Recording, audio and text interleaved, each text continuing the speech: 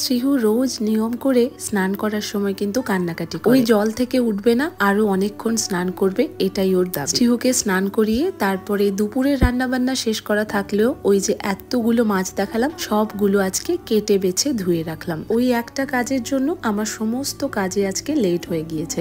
ওটা শেষ করে তারপরে ঘরের যা অবস্থা হয়েছিল সেগুলো গুছিয়ে স্নান করে শ্রীহুকে ঘুম থেকে তোলার চেষ্টা করলাম, কিন্তু ও উঠলো না দেখে ভাবলাম নিজে লাঞ্চ করে নি। কিন্তু লাঞ্চ করব ঠিক বসতে যাব তখনই ও ঘুম থেকে উঠে পড়েছে। অগত্যা আগে ওকে খাওয়ালাম, তারপর নিজে খাওয়া দাওয়া শেষ করলাম। এরপর একটু পেস্ট্রি খেলাম, ভীষণ ভালো ছিল এই পেস্ট্রিটা খেতে। তারপর একটু বই নিয়ে বসলাম। দুপুরে আজকে আমরা কেউই ঘুমোইনি। শ্রীহুকে ওই 5টার দিকে খাবার রেডি করে খাইয়ে দিয়েছি। এরপর সন্ধ্যেতে বানাচ্ছিলাম মোমো। আজকে ও আমাকে এত কাজে হেল্প করেছে যে কয়েকটা মোমো একদম চ্যাপ্টা বানিয়ে দিয়েছে। তবে তার জন্য স্বাদের কিন্তু হেরফের হয়নি। আর ডিনারে আজকে ছিল রুটি, ডিম আর সাথে শসা আর পেঁয়াজ কুচি।